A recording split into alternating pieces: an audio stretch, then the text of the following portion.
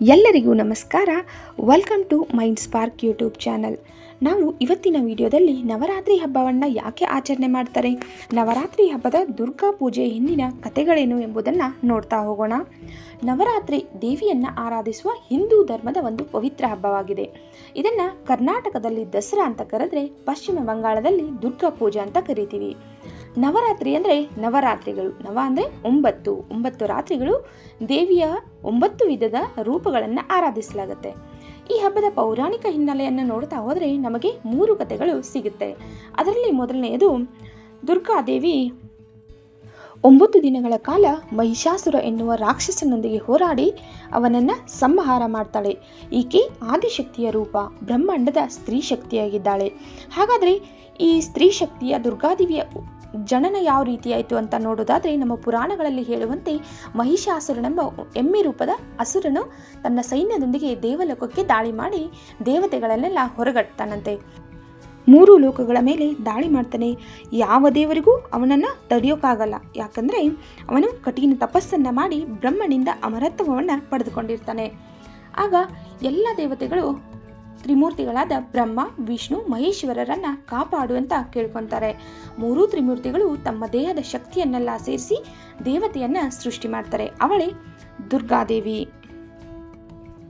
ತ್ರಿಮೂರ್ತಿಗಳ ಶಕ್ತಿಯ ಸಂಗಮದಿಂದ ಆದ ದುರ್ಗಾದೇವಿಯ ಅವತಾರದಲ್ಲಿ ದೇವಿ 10 ಕೈಗಳನ್ನು ಹೊಂದಿದ ದೇವತೆಯಾಗಿರ್ತಾಳೆ.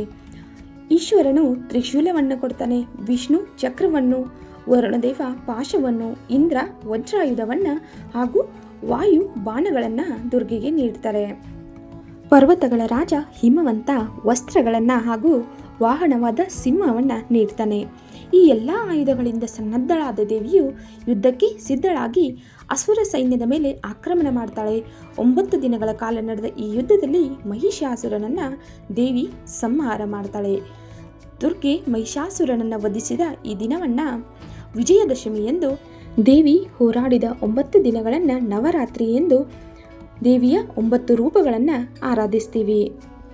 ನವರಾತ್ರಿಯ ಬಗ್ಗೆ ಪುರಾಣಗಳಲ್ಲಿ ಬರುವ ಇನ್ನೊಂದು ಕಥೆ ಎಂದರೆ ರಾಮಾಯಣದ ಕಥೆ. ಪುರಾಣಗಳ ಪ್ರಕಾರ ನವರಾತ್ರಿ ಮತ್ತು ವಿಜಯದಶಮಿಯ ಕಥೆಯು ರಾಮಾಯಣಕ್ಕೂ ಸಂಬಂಧಪಟ್ಟಿದೆ. ಶ್ರೀರಾಮನು ಲಂಕೆಯ ಅರಸ ರಾವಣನನ್ನು ಸಂಹಾರ ಮಾಡುವ ಮೊದಲು 9 ದಿನಗಳ ಕಾಲ ದುರ್ಗಾದೇವಿಯನ್ನು ಪೂಜಿಸಿ ಶಕ್ತಿಯನ್ನು ಪಡಿತಾನೆ ಎಂದು ನಂಬಿಕೆ ಇದೆ. 10ನೇ ದಿನದಂದು ಶ್ರೀರಾಮನು ರಾವಣನನ್ನು ಸಂಹಾರ ಮಾಡಿ ವಿಜಯವನ್ನು ಸಾಧಿಸ್ತಾನೆ. ಈ ದಿನವನ್ನು ವಿಜಯದಶಮಿ ಎಂದು ಆಚರಿಸಲಾಗುತ್ತದೆ. ನವರಾತ್ರಿಯ ಉಲ್ಲೇಖವಿರುವ ಇನ್ನೊಂದು ಕತೆ ಮಹಾಭಾರತದಲ್ಲಿ ಬರುತ್ತದೆ. ಪಾಂಡವರು ಅಜ್ಞಾತವಾಸದ ಸಮಯದಲ್ಲಿ ತಮ್ಮ ಆಯುಧಗಳನ್ನು ಬಂಡಿ ಮರದಲ್ಲಿ ಬಚ್ಚಿಟ್ಟಿರ್ತಾರೆ. ಅಜ್ಞಾತವಾಸ ಮುಗಿದ ಮೇಲೆ ವಿಜಯದಶಮಿ ದಿನದಂದು ಅವರು ಬಂಡಿ ಮರದಿಂದ ತಮ್ಮ ಆಯುಧಗಳನ್ನು ತೆಗೆದುಕೊಂಡು ಕುರುಕ್ಷೇತ್ರ ಯುದ್ಧದಲ್ಲಿ ಕೌರವರನ್ನು ಸೋಲಿಸಿ ವಿಜಯವನ್ನು ಸಾಧಿಸ್ತಾರೆ. ಈ ಕಾರಣದಿಂದಾಗಿ ವಿಜಯದಶಮಿಯನ್ನು ವಿಜಯದ ದಶಮಿ ಎಂದು ಕರೆಯಲಾಗುತ್ತದೆ. ಈ ಹಬ್ಬದಲ್ಲಿ ಮನೆಯಲ್ಲಿರುವ ಆಯುಧಗಳು, ಯಂತ್ರೋಪಕರಣಗಳನ್ನು ಆಯುಧ ಪೂಜೆ ಮಾಡಲಾಗುತ್ತದೆ. ಬನ್ನಿ ಮರ ಅಂದರೆ ಶಮಿ ವೃಕ್ಷದ ಪೂಜೆ ಹಾಗೂ ಕನ್ಯಾ ಪೂಜೆಯನ್ನು ಸಹ ಮಾಡಲಾಗುತ್ತದೆ. ದಸರಾದಂದು ರಾವಣನ ಪ್ರತಿಕೃತಿಗಳನ್ನು ಸುಡಲಾಗುತ್ತದೆ. ಇದು ದುಷ್ಟಶಕ್ತಿಗಳ ನಾಶವನ್ನು ಸೂಚಿಸುತ್ತದೆ. ಒಟ್ಟಾರೆಯಾಗಿ ವಿಜಯದಶಮಿ, ದಸರಾ, ನವರಾತ್ರಿಯು ಕೆಟ್ಟದರ ಮೇಲೆ ಒಳ್ಳೆಯದರ ವಿಜಯದ ಸಂಕೇತವಾಗಿದೆ. ಶಕ್ತಿ ಮತ್ತು ಧರ್ಮದ ಉನ್ನತಿಯನ್ನು ಸಂಕೇತಿಸುವ ಪವಿತ್ರವಾದ ಹಬ್ಬವಾಗಿದೆ.